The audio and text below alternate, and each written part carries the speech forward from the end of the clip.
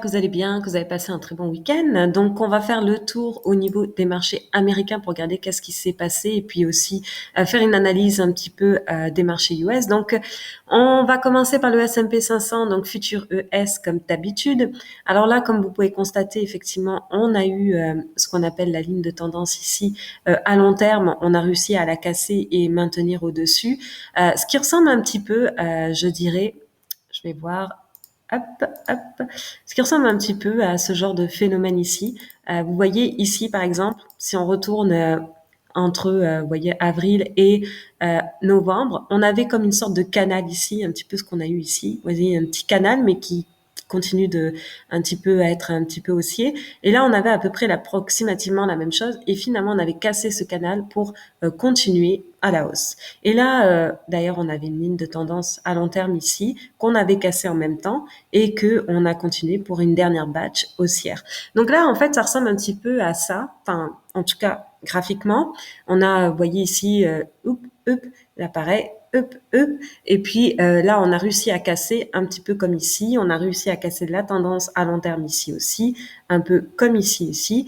Et donc du coup, bah, ça ressemble un petit peu à ça. Ce qui est aussi intéressant à voir, c'est que justement, bon, c'est sûr que là, honnêtement, vraiment prendre des positions dans ces niveaux-là, c'est bien évidemment il y a moins de potentiel, bien évidemment comment dire à terme. C'est-à-dire que là vous n'allez pas aller chercher des gains sur un an approximativement. Je pense qu'effectivement on reste dans un extreme greed pendant un mois, 2 mois, mais on reste pas non plus pendant un an dedans. D'ailleurs vous pouvez le constater, hein, ça. Vous voyez, c'est quand même ça varie pas mal. Donc c'est vrai que par rapport à prendre position en extrême fear ou en fear, quand on est vraiment dans cette zone-là, il y a moins de comment dire d'horizon à prendre. Vous voyez, si vous prenez ici en extrême fear, vous avez un horizon plus long à aller chercher l'extrême greed, alors que quand vous prenez à partir de l'extrême greed, vous avez qu'on a eu ici, vous avez un petit peu moins d'horizon. D'ailleurs, on peut le voir ici. L'extrême greed est arrivé à peu près vers novembre, et vous voyez l'horizon. Vous avez eu entre novembre et février, donc à peu près, on va dire 3 mois. 3 mois où ça a fluctué à l'intérieur, mais ça n'a pas non plus fait une variation énorme. C'est pas comme quand vous allez chercher en FIR ou en extrême FIR, vous avez plus de potentiel à terme, comme vous pouvez voir ici, comme vous pouvez voir ici. Donc là, c'est à peu près ce qui se passe un petit peu. Et d'ailleurs, ça ressemble un petit peu, hein, parce que là, vous voyez l'année dernière, en fin 2019, on est allé chercher une première fois Extreme Grid. Finalement, on a retesté à peu près les zones de 70 ici. Et là, on a fait un petit peu pareil. On est allé chercher une première zone dans l'extreme grid, puis finalement, on a réintégré ici. Et puis après, vous voyez ici, en janvier, on est allé vraiment aller chercher pratiquement le 99 sur l'extreme grid. Donc là, ça y a un potentiel effectivement d'aller chercher du 99 peut-être sur l'extreme grid. Donc comme je disais, ça peut durer 2 mois. C'est juste que le potentiel en fait par rapport à effectivement aller chercher comment dire le nombre de points va être moins important que quand on va chercher choper un prix en fear, c'est-à-dire en peur comme ici on a eu, ou en extrême peur comme ici on a eu. Donc là vous pouvez voir ici, là il y a eu plus de potentiel, là il y a eu plus de potentiel. Alors celui-là était énorme, hein, surtout après une correction de 30%, c'était joli à voir. Pour le potentiel après d'évolution haussier à travers les différents cycles, hein, comme on a eu après, vous voyez ici. Et là on a retesté et ce qui était ici. Donc là, ça donnait encore une autre opportunité. Et puis là, ben, on reste, comme vous pouvez voir ici, au-dessus de la ligne de tendance à terme. Donc là, est-ce qu'on va voir le rallye, ce qu'on appelle le rallye de fin d'année, le rallye de Noël, de Christmas, là, peu importe. Pour l'instant, c'est vrai que dans les probabilités, je vais juste vous montrer ça très rapidement. Comme vous pouvez voir, au niveau des probabilités statistiques, entre 1778 et 2019, voici à peu près de quoi a l'air les variations du S&P 500 courant le mois de décembre. Donc là, vous voyez, les 2 premières de décembre, on a eu une petite correction et finalement, on a continué la hausse ici. Le rallye de fin d'année, on appelle ça un rallye de fin d'année. Et donc voilà, donc au mois de décembre 2020, 2019, c'était un petit peu approximativement un petit peu pareil. Et là, ben, ça ressemble un petit peu à ce qui se passe de manière un peu plus souvent. Bon, là, voilà, ça, ce sont des statistiques. Donc là, on a eu, vous voyez, la petite correction la semaine dernière. Donc, vous voyez ici, le courant début décembre. Alors maintenant, c'est vrai que vendredi, on a poussé quand même pas mal. On a clôturé en poussant une force acheteuse et acheteur. Et là, ici, ben là, pour l'instant, on voit bien que lundi, pour l'instant, ça semble un petit peu assez solide, un peu market pour l'instant. Donc, si ça ressemble à ça, comme on disait sur le grand time frame, potentiel effectivement de faire vraiment une petite, encore une poussée haussière, un rallye en quelque sorte pour aller chercher les 1750, les 3750 ou les 3800 vers cette zone ici. Donc, ça risque d'être assez intéressant. D'ailleurs, on peut le voir. Il y a beaucoup de stocks, de gros stocks, comme par exemple Amazon. Vous voyez ici, on a une sorte de vraiment de comment dire de zone de compression qui commence à être de plus en plus importante. Vous pouvez voir ici. Donc, on va voir si on arrive à casser cette zone de compression là pour aller chercher un petit rallye. Il en est de même sur Shopify aussi. On est allé, vous voyez, ça consolide si je vais au niveau du weekly. Ça consolide depuis le mois de juillet ici. On est allé tester plusieurs fois la résistance. Donc, qui dit tester la résistance plusieurs fois dit effectivement une cassure assez puissante, un momentum assez puissant. D'ailleurs, on peut voir au niveau des Bollinger, c'est ça qui m'intéresse, cela montre aussi la zone de compression. Donc, c'est vrai qu'une cassure pourra aller effectivement, moi je surveille au niveau de Shopify pour aller effectivement prendre une cassure à ce niveau-là au niveau comment dire de l'action. Donc s'il y a un rallye, ça risque un petit peu d'aider effectivement à ce niveau-là. D'ailleurs, Amazon, c'est pareil. Hein. Vous voyez Amazon, les zones, les Bollinger aussi se rétrécissent. Vous pouvez voir aussi que c'est depuis juillet qu'on a cette zone de consolidation. Au niveau de Apple, c'est pareil. Hein. Ce que j'aime de Apple, par contre, c'est que, comme je disais la semaine dernière, c'est que, déjà, on avait clôturé enfin une semaine au-dessus de vraiment l'ensemble des semaines précédentes avec un nouveau plus haut et une force quand même au niveau de la bougie quand même assez acheteuse.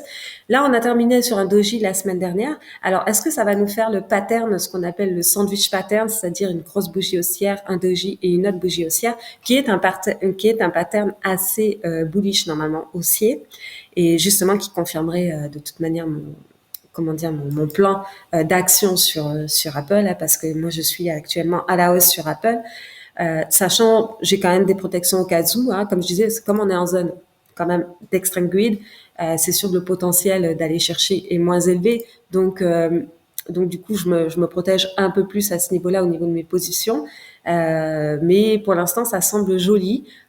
Si on clôture en plus la semaine, hein, je vais préserver un petit peu justement la position pour aller chercher effectivement déjà les derniers plus hauts et peut-être même les 140 éventuellement au niveau de Apple. Donc pour l'instant je maintiens, je me protège et je maintiens à ce niveau-là. Au niveau, j'en avais parlé aussi de Wix. Ça aussi, alors ça c'est, vous voyez au niveau du daily, on a comme une zone de compression ici aussi. Alors lui, il est en train de consolider pardon pas mal depuis novembre, et la zone de Bollinger est quand même assez, vous voyez ici, assez en train de se rétrécir pas mal, donc zone de compression.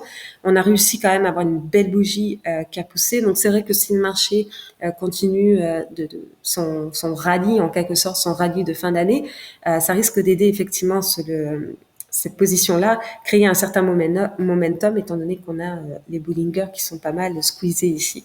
Donc moi, au niveau de Wix, je reste toujours au niveau haussier aussi pour l'instant. Au niveau du gold, alors ça c'est un horizon un peu plus lointain pour moi. C'est sûr qu'en intraday, il y a des trades à prendre à la baisse. Je dis pas le contraire. Cependant, moi, ça reste une opportunité sur les 6 prochains mois, justement, d'aller chercher les 2000. Parce que tout simplement, on est proche de la moyenne mobile 200. On est en quelque sorte en train de retester le bas de la trendline ici, d'ailleurs, au niveau du weekly. Donc là, comme vous pouvez voir à ce niveau-là. Donc pour moi, ça reste une opportunité pour du moyen terme, donc sur 6 mois. En intraday, il y a des trades à la hausse et à la baisse à prendre. Je dis pas le contraire, mais pour moi, ça reste une opportunité, surtout que j'utilise beaucoup le gold, l'or pour tout ce qui est diversification. Donc là, pour moi, ça reste une opportunité comme je disais, sur les 6 prochains mois, à ce qu'on aille rechercher les 2000, voire plus haut. À ce niveau-là, ça reste quand même un prix pour moi qui est un peu plus intéressant. Donc ça, c'est au niveau du gold. Pareil pour le silver, pareil. Hein. Toujours, j'utilise pareil pour la diversification. Donc proche d'ici, proche de la moyenne mobile 200 aussi, pour aller tester les derniers plus hauts au courant de l'année prochaine. D'ailleurs, ben, je ne sais pas si vous avez lu, Zero Hedge fait des bons articles. Moi, j'aime ça, ces articles. Et en parlait effectivement, lui aussi, il a une perspective un peu plus haussière pour 2021 au niveau du gold. Euh, Pareil, il montre la moyenne mobile, effectivement, 200, qui donne la moyenne des prix sur 200 jours. Et ben, en fait, là, pourquoi effectivement parce qu'on se demande, ben ouais, mais le gold, pourquoi a baissé pendant le coronavirus, hein, comme on peut voir ici la chute d'ailleurs. On va revenir dessus. Hop. Vous voyez la grosse chute ici. Alors pourquoi? Alors tout simplement, il faut savoir que étant donné qu'on a commencé à avoir des appels sur marge sur les indices américains, sur les actions, pardon, sur tout ce qui est equity, avec la grosse baisse effectivement du Covid, ben, qu'est-ce qui s'est passé? Ben, les gens ont pris l'argent du gold. Donc pareil, pression baissière, étant donné que prise de profit qui crée effectivement une pression baissière. La prise de profit, pourquoi? Pour couvrir effectivement tout ce qui est les appels sur marge sur l'equity. Quand ça a baissé comme ça, il y a eu beaucoup d'appels sur marge. Donc tout ce qui est ça, puis les bonds aussi, vous voyez les bonds, prise de profit à partir de mi-mars pour aller couvrir effectivement ce qu'on appelle, d'ailleurs on peut le voir le 9 mars, vous voyez ici, là, on avait commencé à casser ce support ici, les appels sur marge ont commencé, et prise de profit sur les obligations pour aller couvrir les appels sur marge sur l'equity, donc la partie action. Donc c'est un peu ce qui s'est passé, donc c'est pour ça que ça a baissé en même temps que le marché en général, parce qu'il y a eu effectivement une prise de profit pour couvrir les risques maintenus sur l'autre position en parallèle. Donc voilà. Cependant, pour l'instant, moi, le gold, effectivement, comme je disais, à long terme, pour moi, ça reste une opportunité. Sachant qu'ici, on avait cassé, vous voyez, ici, maintenu une résistance. D'ailleurs, pourquoi pas, hein, pourquoi pas. Je vais dessiner quelque chose. Je dis pourquoi pas, hein, mais ça, c'est... Voilà, vous voyez, par exemple, pourquoi pas faire ce qu'on appelle un cup and handle, c'est-à-dire, voilà, faire un petit cup et un petit handle ici.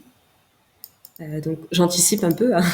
Mais effectivement, hein, si on reprend ici, qu'on reteste le haut ici, ça ferait un cup and handle qui est un pattern aussi haussier. Donc là, je suis au niveau du mensuel, alors on s'entend que c'est pas pour le mois prochain. Donc voilà, donc ça c'est au niveau du gold.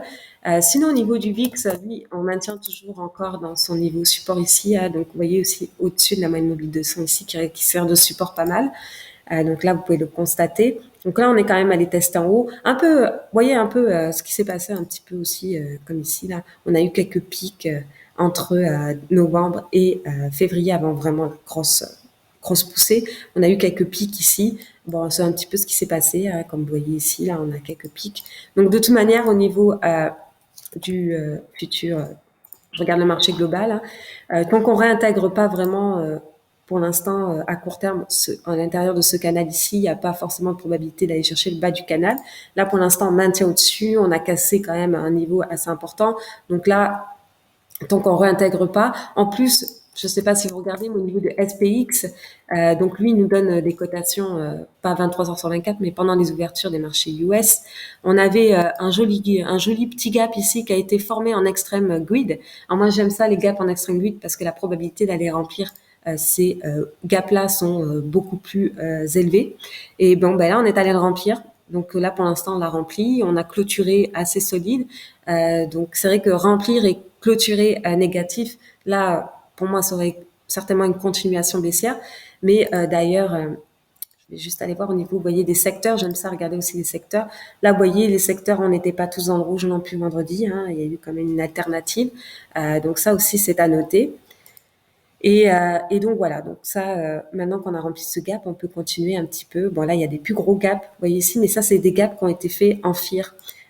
Donc, en fait, ces gaps-là, en quelque sorte, qui sont faits lors d'un retournement pendant une période de FIR, ils mettent plus de temps, peut-être ils peuvent mettre 6-7 mois avant d'être remplis, parce que, ben, en fait, il y a moins de probabilité. Alors que là, vous voyez, bon, ici, là, on a commencé à rentrer dans la zone de FIR ici. Ici, là, on est rentré dans la zone de FIR et on a créé un gap. Donc, quand on crée un gap en zone de FIR ou d'extrême FIR ou de extreme grid, le retournement pour aller le remplir, vous avez plus de probabilité à aller remplir ces gaps-là. Donc, d'ailleurs, même vous pouvez le constater. Donc, par exemple, ici, c'est un tout petit, mais on a eu la probabilité aussi. Mais là, il a été fait, vous voyez ici, il a été testé en grid, hein, grid, extreme grid, donc pareil, on est allé le remplir. Donc voilà, donc ça, j'aime ça, regarder ces gaps-là. Moi, ça me donne des petites trades un petit peu, je dirais, des cadeaux, des récompenses, en quelque sorte. Euh, donc voilà. Donc pour l'instant, je reste quand même un petit peu protégée au cas où, hein, mais d'une manière globale, on peut aussi aller voir au niveau du transport. C'est pareil au niveau du transport, j'en avais parlé, on avait une sorte de résistance ici. Honnêtement, quand on a eu cette bougie ici, qui était significative de bougie baissière, je pensais honnêtement qu'on allait un petit peu réintégrer à l'intérieur ici. Finalement, juste après la grosse bougie haussière, hein, ça montre une force assez incroyable. Qui fait que ben voilà, on a cassé quand même la puissance du momentum. Quand je dis la puissance du momentum d'une résistance testée de plusieurs reprises, ça c'est la puissance du momentum qui crée du squeeze up. Donc c'est ce que je recherche un petit peu actuellement sur Shopify par exemple. Euh, et puis un petit peu aussi ce qui s'est passé au niveau du SP. Hein. Bon, là on a créé en quelque sorte, vous voyez, une cassure de la résistance ici. Maintenant, on attend le momentum un petit peu à ce niveau-là. Donc voilà, donc c'est tout au niveau de mon analyse pour l'instant. De toute manière, on se retrouve la prochaine en fin de semaine et ben, je vous souhaite une très bonne semaine de trading.